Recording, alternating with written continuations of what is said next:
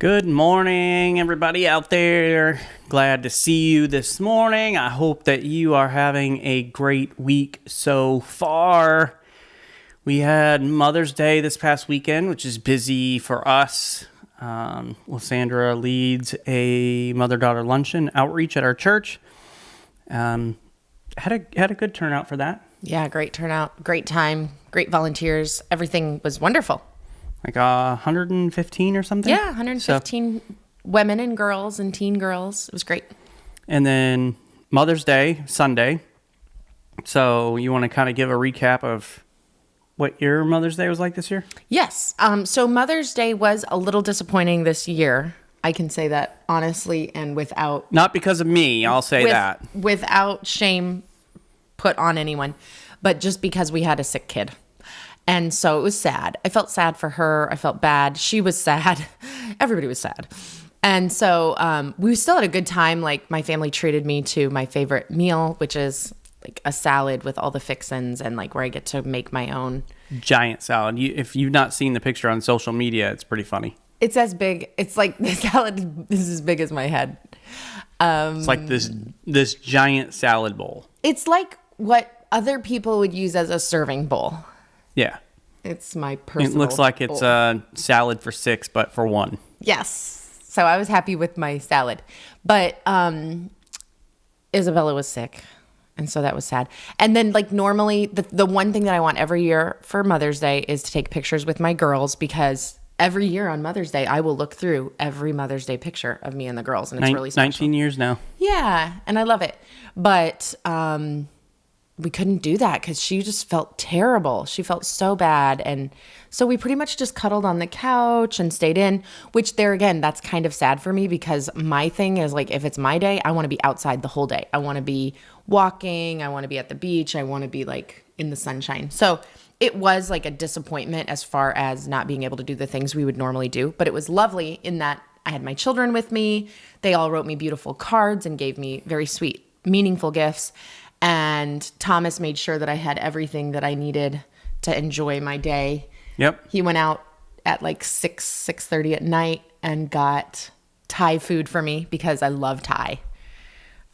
Made you plenty of curry. Diet Coke with cherries, which is Yes. her favorite.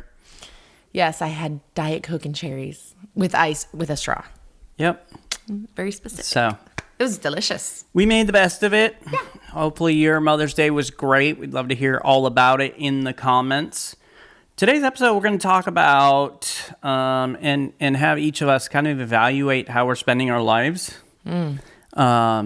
So it'll be a different sort of conversation today, but I think it's good for all of us to take some time on a regular basis and just think about our lives. I mean, they are very short. We've got one life to live, one life to give, and so making sure that we're using our lives to fullest potential and what really matters, and thinking about how that applies to your marriage and your kids. And I think about this sometimes, just like a lot of people just throw themselves into work or into this thing and that thing, and it's like, well, when you get to the end of your life, you're not going to wish that you'd worked more. No. You're gonna wish you had spent time on the relationships that really matter, doing things that really matter. And so hopefully taking some time to evaluate our lives on a regular basis will help us to avoid some of the regrets as we get near the end of our lives. That's right. So, all right, let's do this. Gather round, everybody. It's time for a family meeting. The Family Meeting is a show that's all about family relationships.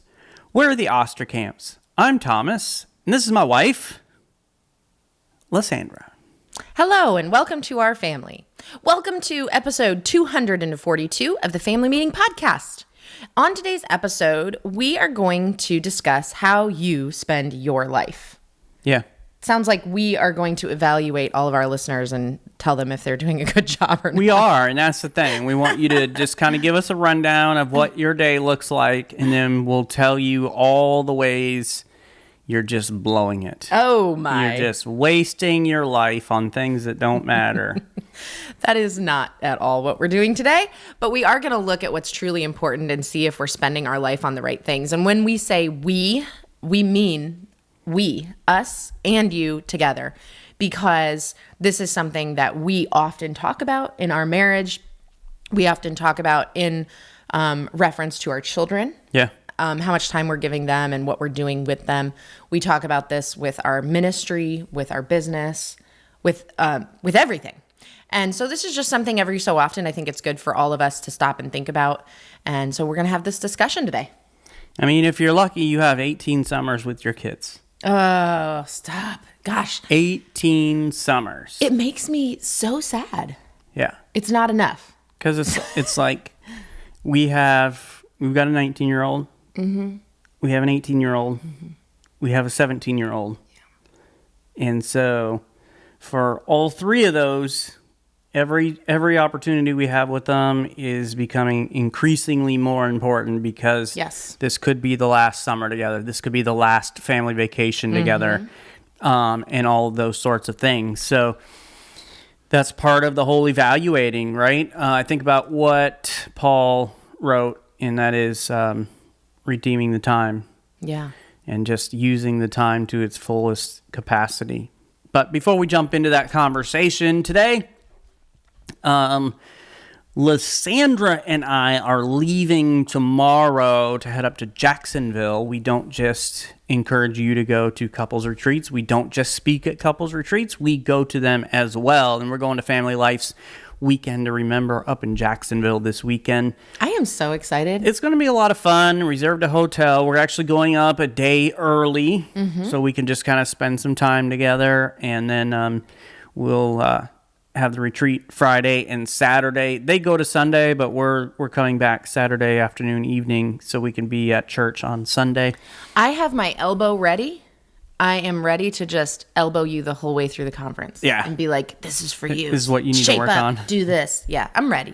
But that, and then the following weekend, we are going to be speaking at a retreat. We are going to Byram, Mississippi to be with the Howells and our friends at Heritage.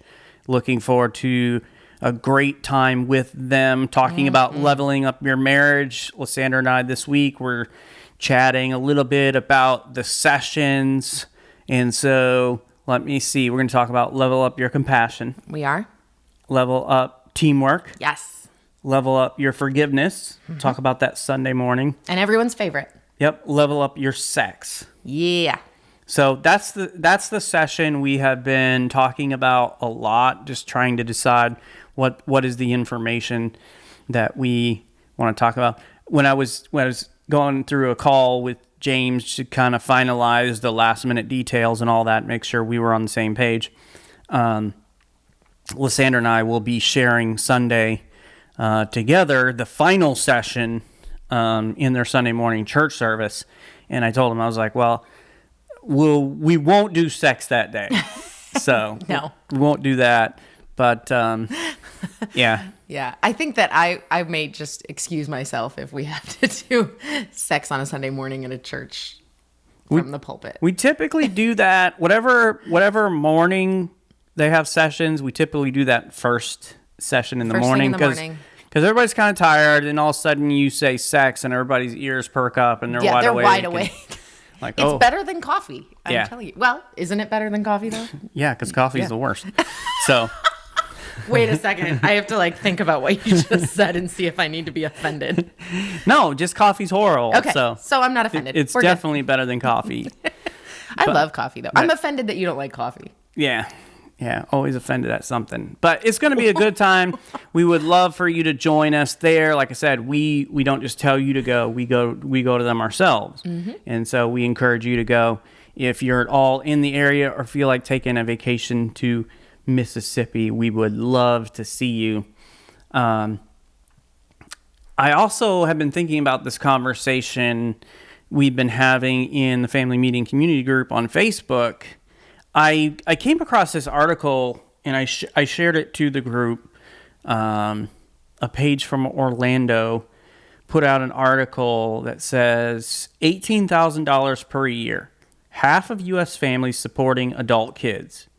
So I just read the article, I thought it was kind of interesting, and I just put this question out there along with the link to the article so people could read it for themselves. But What are your thoughts about parents helping their adult children financially? So we had some people comment. We have been having this conversation, but Lysandra, let me just kick that over to you. Share a couple. What do you think about parents helping their adult children financially? And that what they're saying is it's averages out to about $18,000 a year. Wow, that's higher than I would have thought. That parents are paying for their adult kids. Okay, so my opinion is it's case by case, situation by situation. Like, I wouldn't just say across the board, yes, you should help your adult children, or no, you shouldn't. Like, I think it all depends on how they're living their life, and if you are enabling them to do things that hurt themselves or hurt others, or are you supporting them and helping them go in a direction, and like helping them to become more independent and make good choices and all of that. So for me, it totally depends on each child. So I may help one adult child and not another in our future. Okay, yeah. Yeah, so I don't think it's just across the board. And it's interesting because with the economy, they're talking about it getting to a place like it used to be years ago, like the Waltons, right? Where you had multi-generational families all staying under the same roof. I love this idea. I don't like this idea.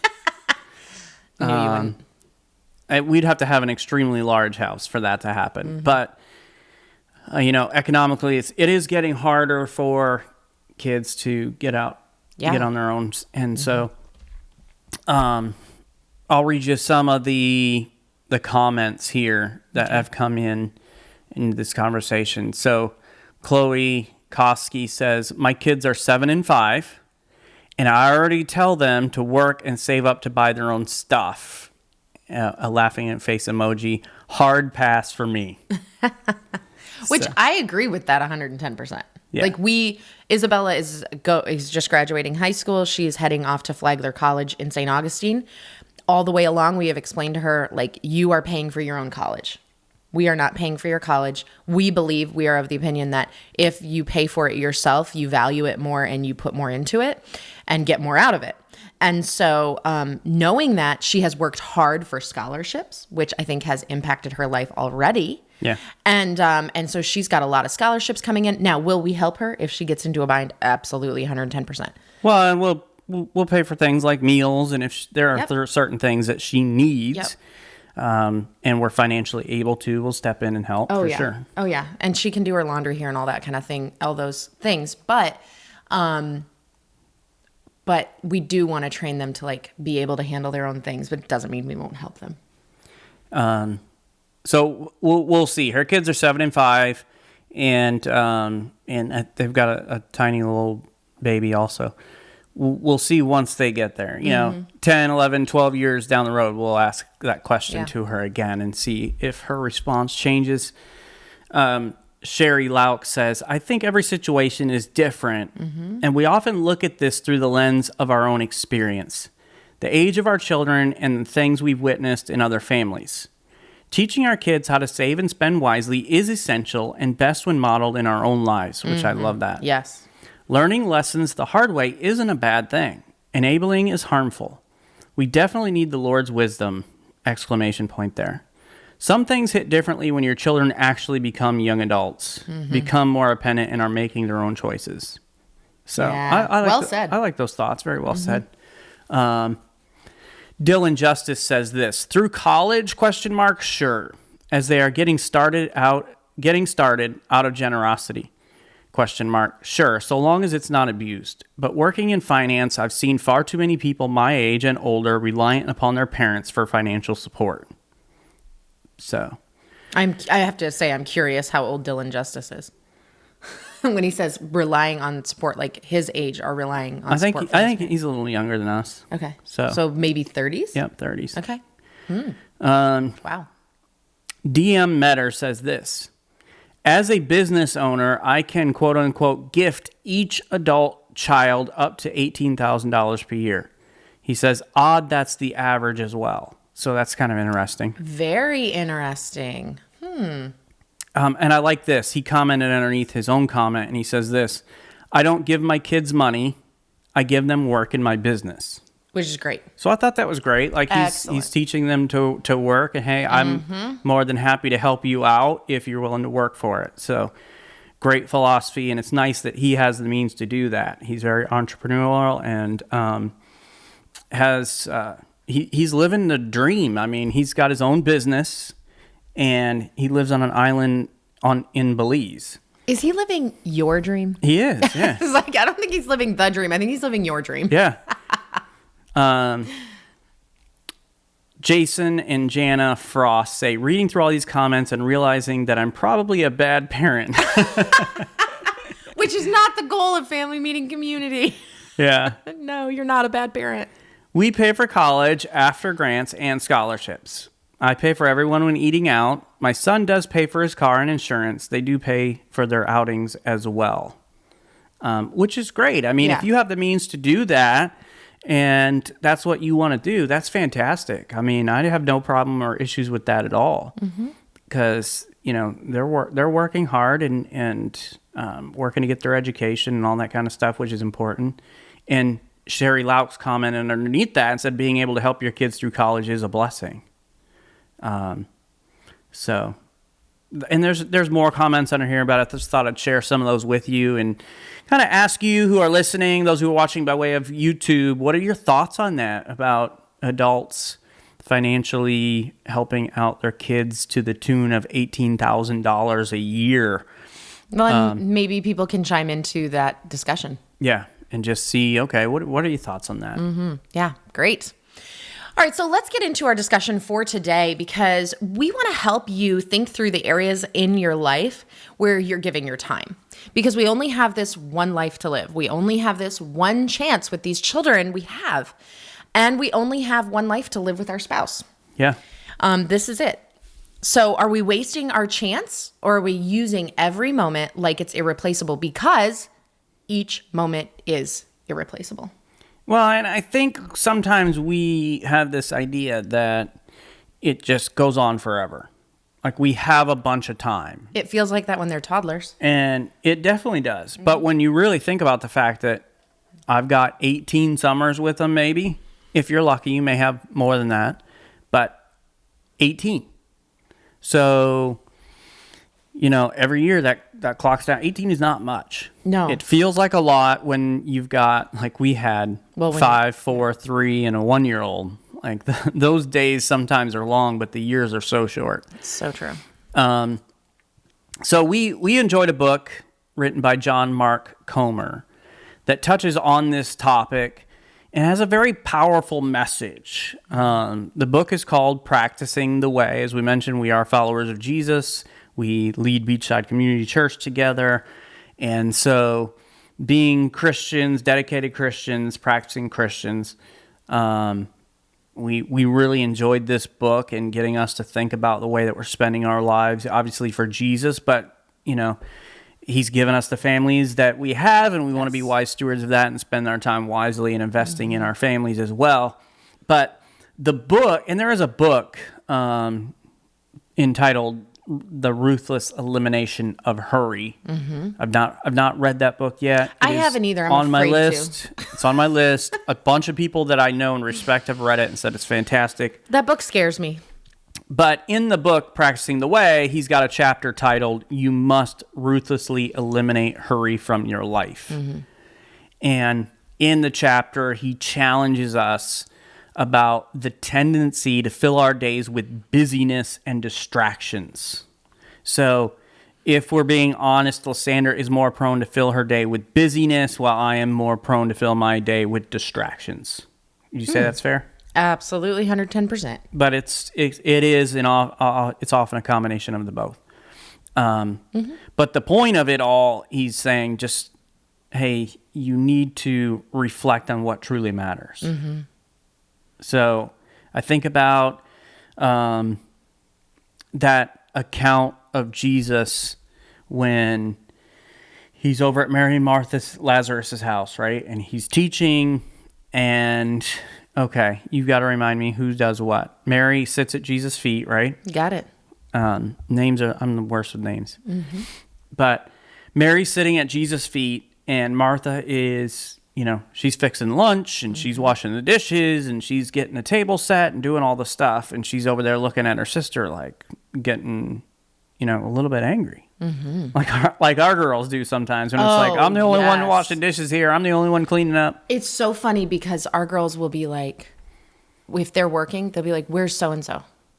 And I saw this at the gym at our church where we set up for mother-daughter luncheon. We had some teen girls helping us, and all of us are working. And one of the teen girls, not one of ours, said, where's so-and-so, my sister? And I was like, I'm not really sure. And I could tell she was just annoyed because she was carrying all this stuff and working and she couldn't find her sister. And she wanted to make sure her sister was working too. And I thought that was so funny. I was like, well, it happens in other houses too. Totally. Yeah. Yeah. Happens in the Bible. Happens in our house all the time. It happened here with this story where Martha is just, I'm sure she's agitated.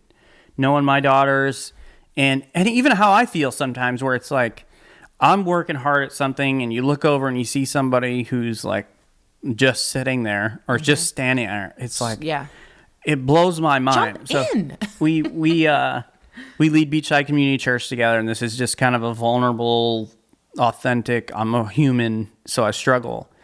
And we do a lot of, every week it's set up, tear down. Every activity we have to set up and tear down. And so there are times where like a few of us are working hard. We have a lot of people who help out. A lot, yeah. But a few of us are working hard, and there's like somebody just standing there, basically just watching everybody do the work. And it's like, seriously? Like, grab some chairs, like, help out. But she goes to Jesus, Martha goes to Jesus and says, can you tell my sister to, like, come help me? And Jesus said, well, she's chosen the better thing. Like, she was able to identify what really mattered in life at that moment. Yes. And it wasn't the busyness. Mm-hmm. It was spending time with Jesus. Right. And that was in that moment what truly matters. Mm-hmm. And so our question we kind of want to throw out to you today is, what truly matters to you?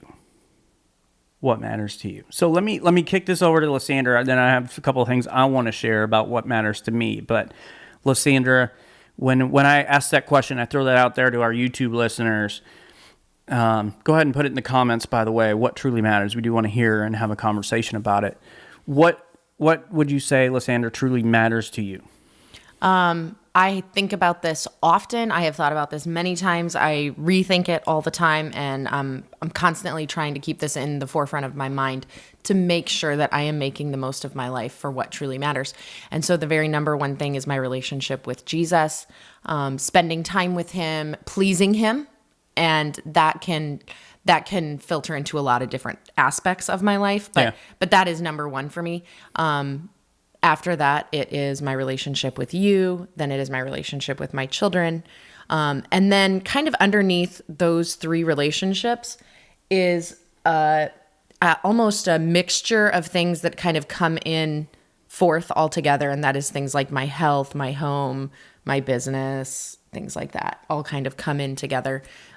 Because those things are important to me too, but they don't even come close to my relationship with God and pleasing him, and then my relationship with you and the kids. Well, and a lot of those things also come back to our investments in the family, right? Because if you don't have health to spend time with the kids and make memories and all that kind of stuff, and if we don't have the finances to have a place to live, so it becomes a little murky in some of those things, but it's not the job, it's not the going to the gym that's the most important, it's a family, Yeah. How about you? Let me ask you that question. What truly matters to you, Thomas? So I know the correct answer is Jesus first, and I work to make Jesus first because he should be first. But if I'm truly honest, there are times where it's Lysandra first. There's times where it's Thomas first. So obviously those would be out of order if they were put first and shouldn't be. Jesus first. And I love the opportunities I have to serve him, to help other people in their walk with him. That's highly important to me and something I feel like he's asked me to do. Lysandra, you are and have been most of my life. the underneath him, and sometimes ahead of him. I remember telling you when we were dating, stop putting me before God. You have to have God first in your life. And you were like, I'm trying. I'm still trying. It's funny. I just was transported back to a conversation that we had. Yeah. So I'm still trying it. 9 years ago. Trying to keep things in the right order. I think it's a constant battle, which is why taking time like this to evaluate is why we talk about it. Is important. Exactly. My 4 daughters are important to me. After that, good friendships and those sorts of things are important. So, but yeah, that's kind of the order of things for me.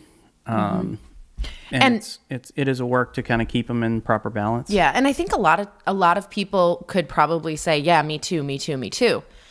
But all of us, do we actually live our lives that way? Like, are we showing that in how we live our lives? Whether, are you showing your spouse that they are number 2 in your life? Like, I care about you more than... Or are you treating them like a number 2? Like a deuce? Ew, babe. Don't treat them like crap. Yes, don't treat your spouse like crap. If you take nothing else away from this podcast episode, take that. That'll be the subtitle for the episode. No, you're not allowed to make that the subtitle. I'm telling you, no. But a lot of times we get all of these things mixed up, and we start, like, in our desire to, build a home for our family and have enough money to make the memories during vacation, we all of a sudden find ourselves putting the job first, and your work and your career is the most important thing. And when you're confronted about it by a spouse or by your children, and when they say, I never see you, you're always at work or whatever, you get quickly defensive and say, I'm working for you. Yeah. I'm doing this so you can go on vacation, so you can have this home or whatever. And while that may be true, it's become a problem where it's out of balance. It's not right anymore. Well, and I think often it starts from a good place, right? I agree. Yeah. It starts off with the right motives, but over time, it can morph into where it becomes the primary. I mean, that's the same thing of what I'm saying about, like, you versus Jesus. It's like, over time, things can get out of order. Mm-hmm. That's right. So there's this part in the book, Practicing the Way, that hit me so hard. I was running on the treadmill in the gym, and I had my earbuds in. I'm listening to the book, and he describes a skull on his desk. John Mark Comer. And he talks about how... Which is kind of morbid. It's so morbid, but it's like, just wait, let me explain. Is it a human skull? It is a human skull. Yeah, real human skull. Yeah. I thought I remembered that. Yeah. So it actually started back, like, when there were monasteries and monks, like, I guess there's still monasteries and monks, but... Yeah. But what he was describing was back in... whatever century. Olden days. Back in the days of yore. Yeah. They that's probably legit. They would have a prayer room, and all they had on the prayer room was the Bible, a candle, and a skull. And the Bible was, of course, to focus on the Word of God. The candle was to illuminate the Bible, and the skull was to remind them of the brevity of life, and the fact that life is a vapor, which we are reminded constantly through Scripture, that life is short and we only have this one life. And like you said, Paul said, redeeming the time, and so on and so forth. In Ecclesiastes, we see it. So we see how that is true. Yeah. But the point of the skull is to remind you. It's like a very visual, vivid reminder of the truth of that, and how true it is in our lives, and how sometimes we get everything mixed up. And so he takes this idea from the monasteries, and he has this skull on his desk. And every time he sees it, he is reminded how important life is, how short it is, how you only have one, and to only do the things that truly matter. And man, when I heard that, I was like, I need a skull. Yeah, and I'm like on Amazon looking at prices of skulls, you guys, while I'm running on the treadmill. Totally doing that. It's a total Phoebe thing from Friends, where she's got the Christmas skull. Oh yeah, to remind us that even though it's Christmas, people still die. Yeah. Okay, yeah. But listen to this. This is crazy. I don't know if you knew this. You're right. This is crazy. She's like on Amazon. She's Googling how to get a human skull. Like, Okay, first of all, I want you to know that you bought me a skull. You just didn't know it. jeez. But wait, listen to this. This is what's so funny. This is crazy, I'm right? not done. I get home from the gym, and our daughter Isabella comes to me and says, Mom, you pay for all my school supplies, right? And I'm like, yes, what do you need? You know, she's finishing high school, but she's doing the college courses. She's like, I need a human skull. And I was like, no way. I've been on Amazon looking at human skulls today. And I was like, why do you need a human skull? Well, it was for the art class. Well, did she ask you why you're looking at human skulls? No, she didn't. I mean, I offered the information. Okay, I was like... Before people can ask me questions, I just give the information. So, but it was hilarious. So I did end up buying a human skull, but I gave it to her to use for her art class. That's funny. Yeah. So it was just kind of ironic that all happened together. Yeah. But another great point that Comer makes is he contrasts resume virtues, which is kind of like your professional achievements, right, with eulogy virtues. So I thought that was a great comparison, great contrast with each other. This hit me. Eulogy virtues pertain to character and relationships. Mm-hmm. So think about a good eulogy. Mm-hmm.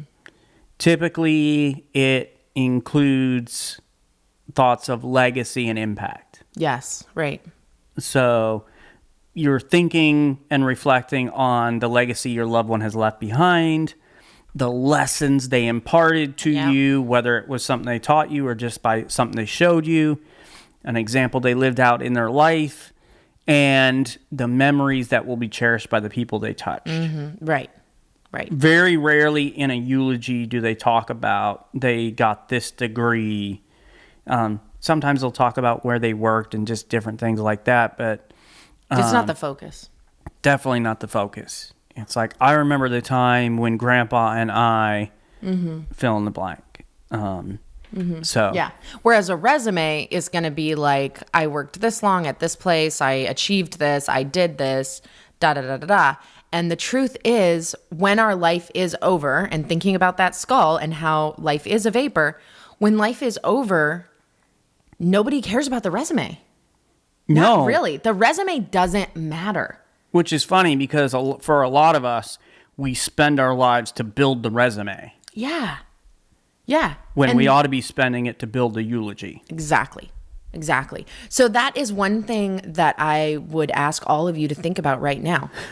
This is kind of taking a very dark turn here where it's like human skulls and eulogies. I was raised by parents who talk about death every day. They literally do. I truly was. We cannot go through a family meal without one of them talking about when they die. It's so true.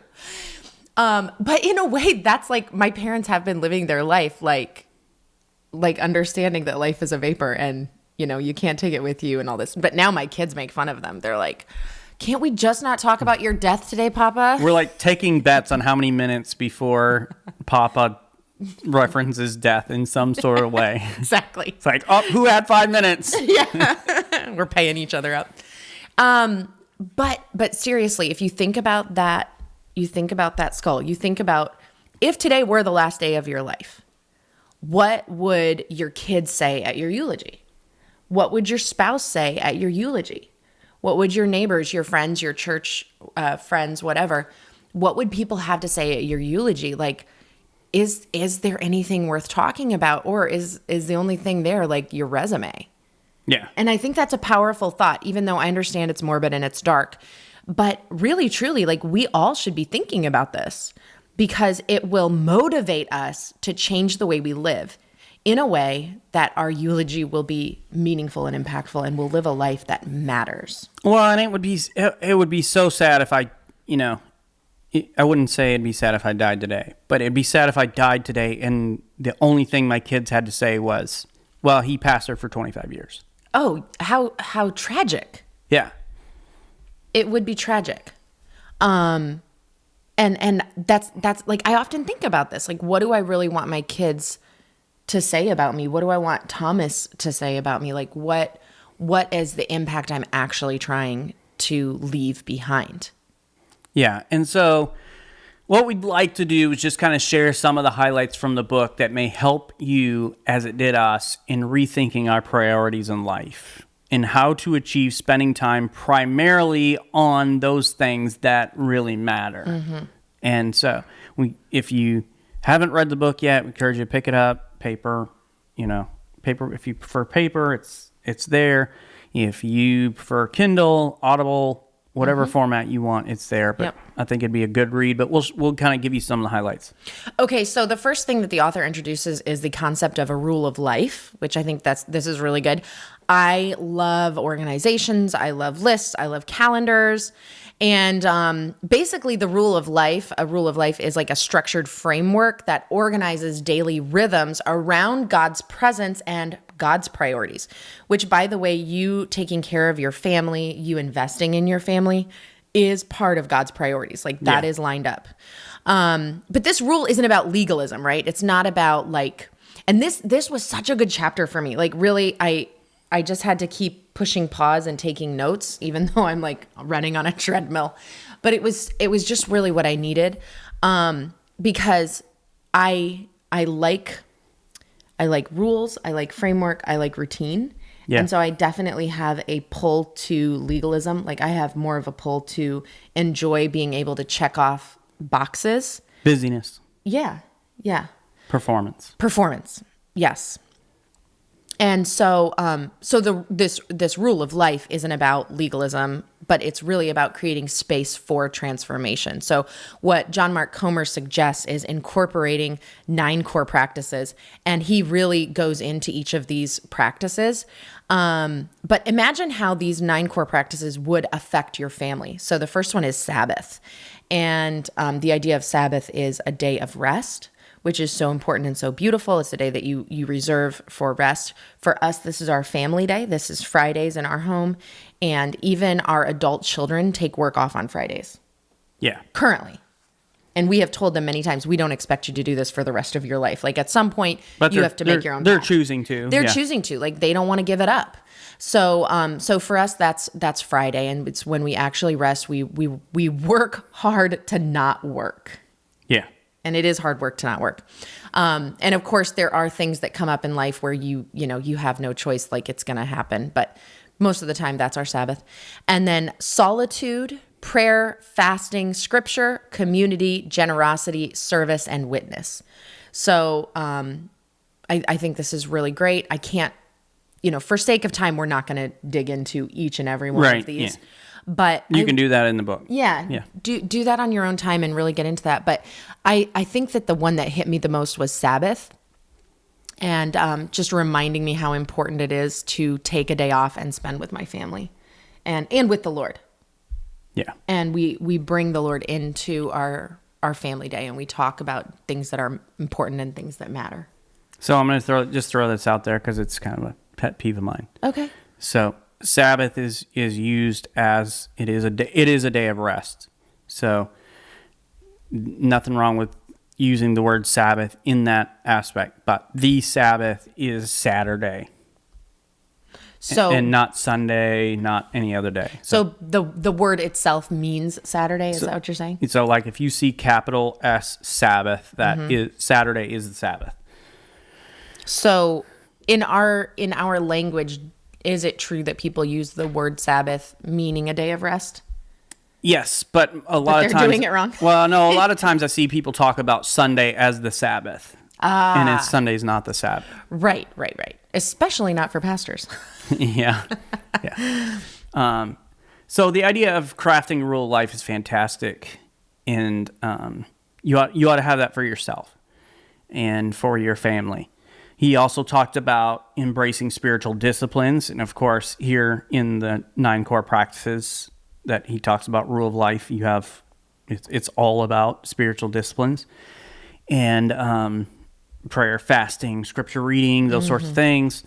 That opens ourselves to God's transforming grace. I think, attending church and all those sorts of things as well. But these practices help reshape our hearts and minds to reflect Christ's character. And the more we reflect Christ's character, the better husbands we will be, the better fathers we'll be, mothers, and so on and so forth, better parents. So even if you're not a follower of Jesus, if you follow biblical principles, you'll be amazed at how your life is changed, transformed, how your relationships are changed and transformed. Yeah, yeah. And as a church leader, this next one was very important to me. And he talks about living in community, because discipleship is not a solo journey. And of course, this is very important to me. We are very pro-church as we lead one. And so we're wholly invested in church and what the benefits really truly are, and the fact that it's all throughout Scripture how important it is to live in community and to have other people drawing you closer to the Lord and helping you through life.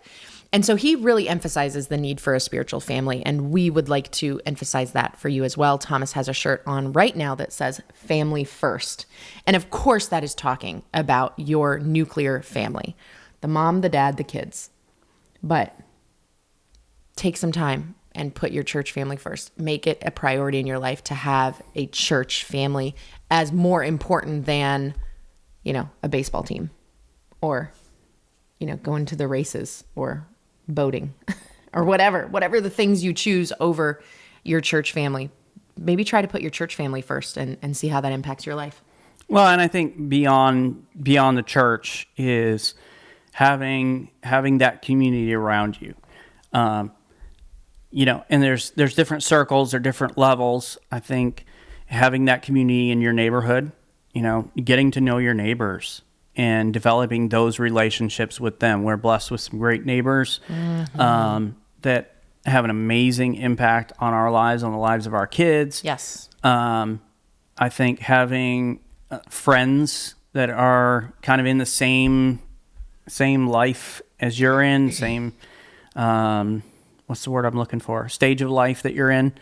And so your kids have that community as well, and you have that community together. So I think outside of just going to church and developing those relationships, having other, obviously you want people to be of the same mind and focus, but just developing that community. Yeah. And a spiritual community is where we are challenged. It's where we're encouraged. It's where we're held accountable. And all of those things are incredibly important in spending our lives on things that truly matter. He talks about slowing down and eliminating hurry. And I'm like, no. Yeah. No, I'm trying, guys. And Dallas Willard says this: you must ruthlessly eliminate hurry from your life. And we live in a culture that we don't really stop. It's just going from here to there. We're always trying to keep busy, even if it's recreational. Like, we're always scrolling the phones and we're always playing some mobile game and this or that, or doing something, running here, running there. Just our schedules are so full. Mm-hmm. And I think that's detrimental, first of all, to our own health, physically, mentally, emotionally, and all of that, spiritually. But it's detrimental to our family health as well. Like, we need to have time where we're just spending time together as a family. Mm-hmm. I think about too, like, what it's doing to the children. Yeah. Like the children who are being raised in these homes where it's like you get home from school and this kid's being dropped off at this extracurricular, this one's going over here, this one's going over here. We're catching drive-through on the way home. When we get home, everybody goes in different directions and it's chaotic and crazy. And, a lot of times that leads to things like yelling or the stress between mom and dad, and the house like being so out of order that it's not comfortable or relaxing or the sanctuary that it's meant to be. And so a lot of times the children are the ones who are suffering. And what's ironic is that a lot of times the parents are saying, like, I'm doing this for the kids. Yeah. And what we're doing is actually hurting them. So just something to think about, something to really reevaluate. Yeah, I was having a conversation yesterday with a guy that I recently met. And him and his wife have... How many boys do they have? I forget. More than us. They've got, well, one is more than us, but yeah. It's like 3 or 4 sons. I forget what it is. I've met him recently. I had a few conversations with him.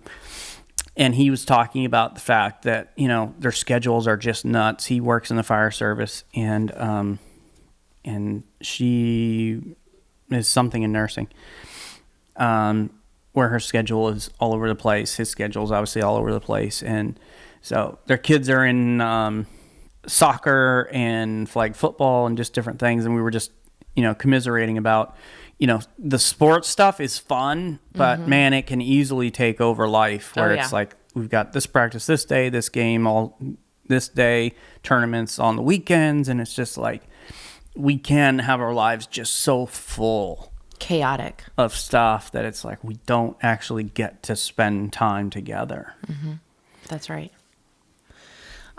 So another thing that he kind of talks about in the book is do what Jesus did. And the ultimate goal is to live as Jesus did, which that is our goal in life. Like our entire goal is to become like Jesus, to look like him, to act like him, to talk like him.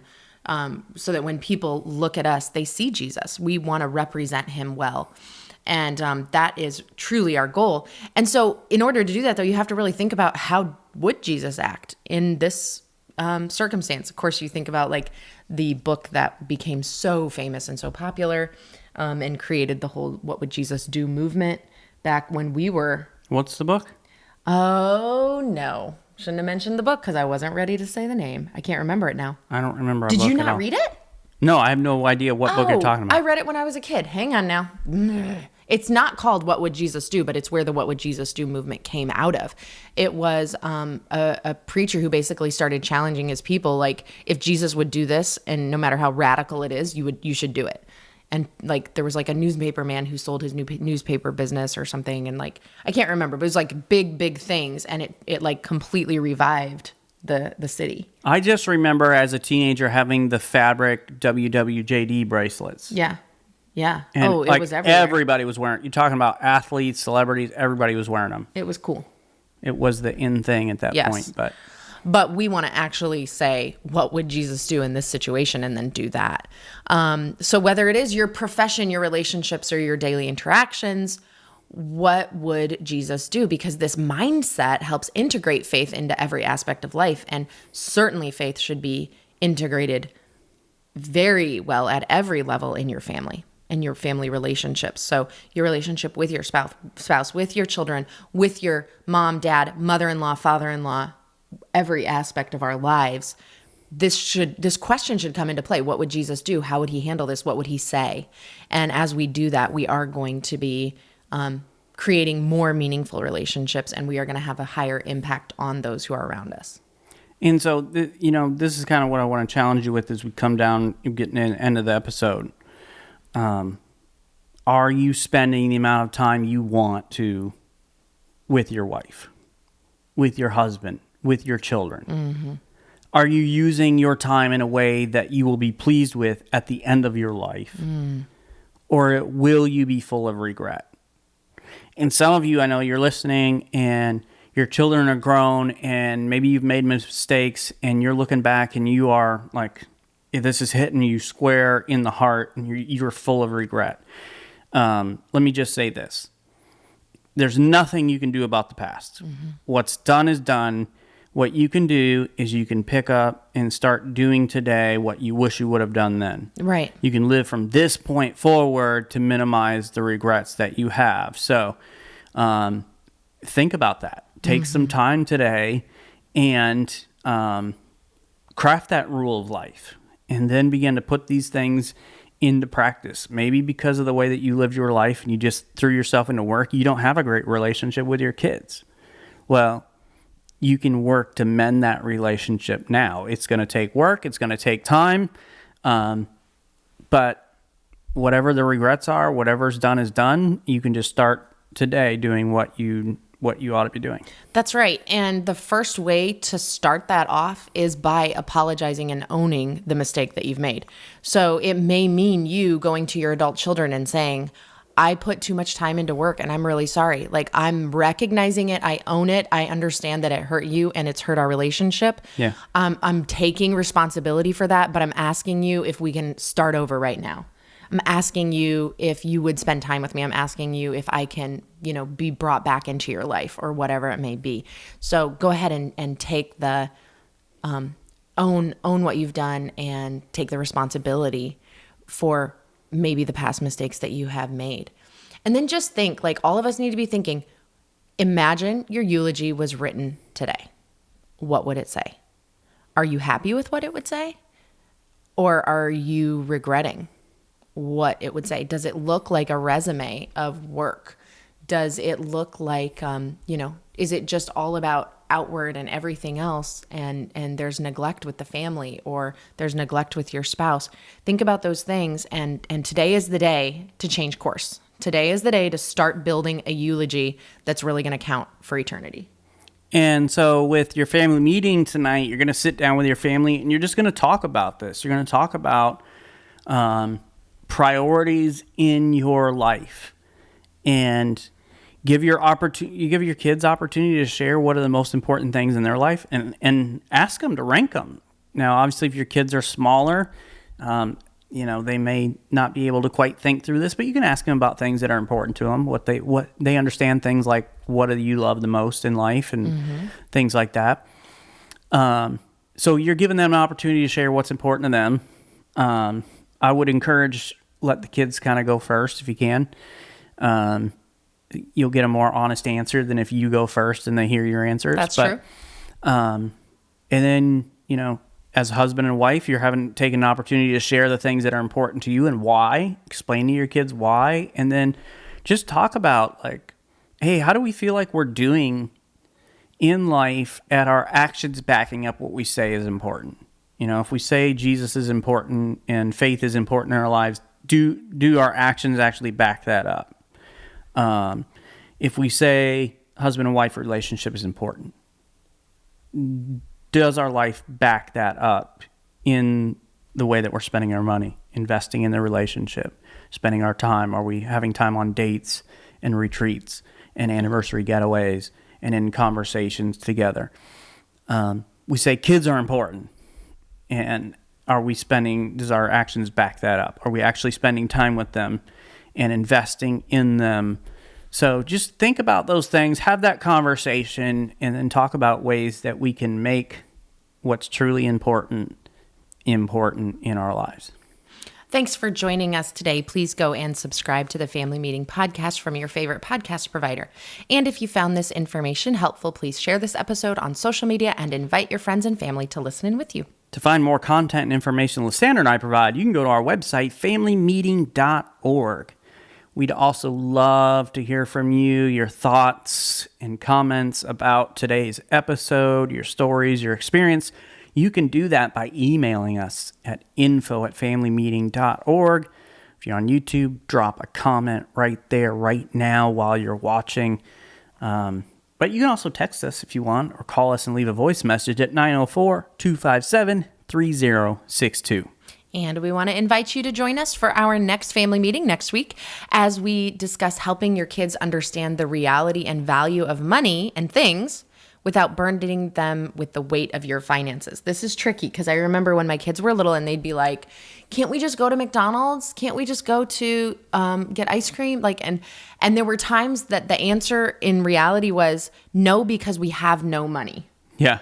So when do you help them to understand, or how do you help them to understand, we can't afford that because there isn't money in the account. And so the wise thing is to not do it, but yet not make them panic about money and are we going to have a place to live next week? Yeah. It's a fine line, a little bit of a balancing act. Thanks for joining us today for this family meeting. Have a great week, everybody.